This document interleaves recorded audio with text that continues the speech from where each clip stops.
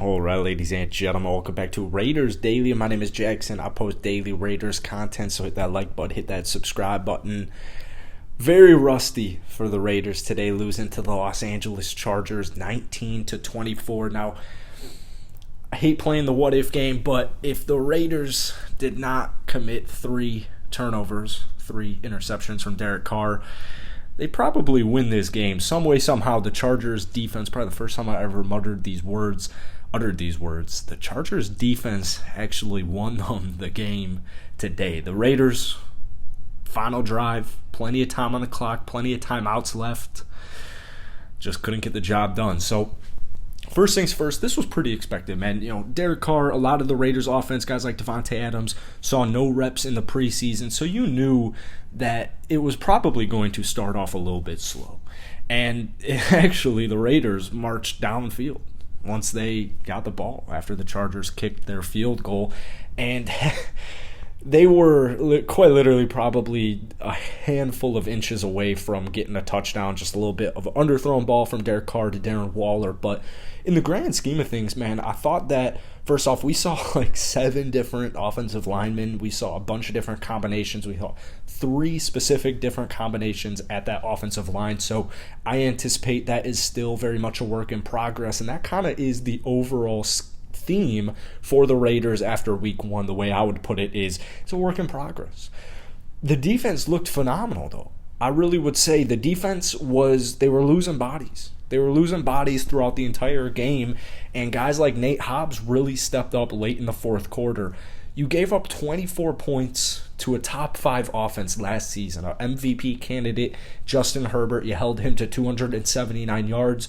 You held the rushing attack to just 76 yards on 31 attempts for just 2.5 yards. They didn't get any sacks. They didn't get any turnovers. But I really think that those are going to start to come from here on out because they were getting stops when they needed to get stops. And this was a big philosophy that we were preaching with Patrick Graham all offseason was bend, don't break. And that's pretty much what happened a lot of the times when Los Angeles got down to, I guess, the Raiders' field position. So from the Raiders' offense, I would love to see more diversity moving forward. I thought that it was, we saw Davante Adams absolutely feast it. He was targeted 5 times on the opening drive. Finished the game with 10 receptions, 17 targets, 141 yards, and a touchdown.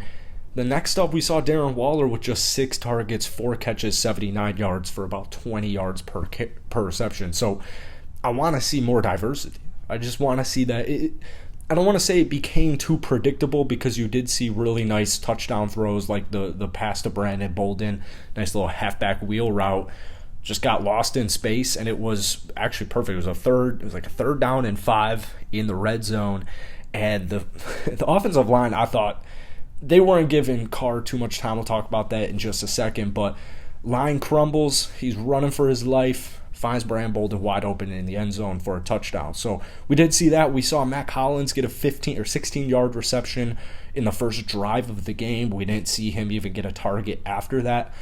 Bryce Callahan was pretty much white on rice with Hunter Renfrow. Just 3 receptions, 21 yards, targeted only 6 times. That's something I fully anticipate we will see a lot more of, is not just more targets and receptions for guys like Darren Waller and Hunter Renfrow, but also just going down the lineup. Matt Collins, Josh Jacobs had a nice little screen there. I anticipate we'll see more than 1 target for Amir Abdullah moving forward. I think we'll see more than 2 targets for Brandon Bolden moving forward, but it just got too, in my opinion, too trigger happy with Davante Adams, although for the most part Davante Adams was open.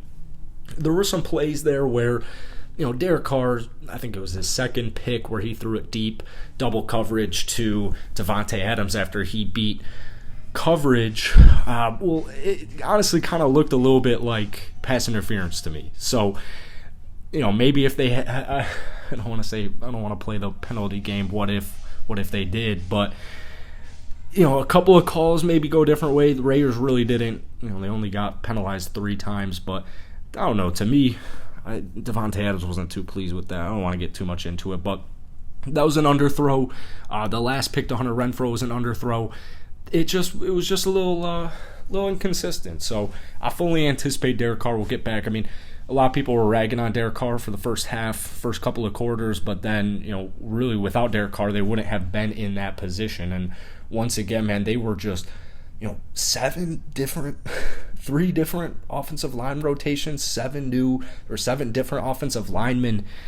Just kind of, I don't want to say, basically they just got some kinks to work out. They're still experimenting, and it is a work in progress. So that really is it for today, man. If you enjoyed it, hit that like button, hit that sub button, drop some comments on the Raiders down below. But I truly believe at the end of the day, man, if they, we could do this all night. Football is a game of inches. If Darren Waller and Derek Carr connect on that first drive, they got a touchdown right there.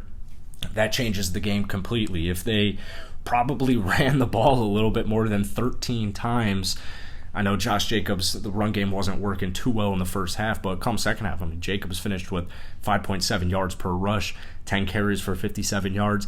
I just want the Raiders' offense to be a little bit more creative than what they were, but I think the defense really did a good job bending and not breaking. So let me know what you guys think down below. Hit that like button, hit that sub button. Peace.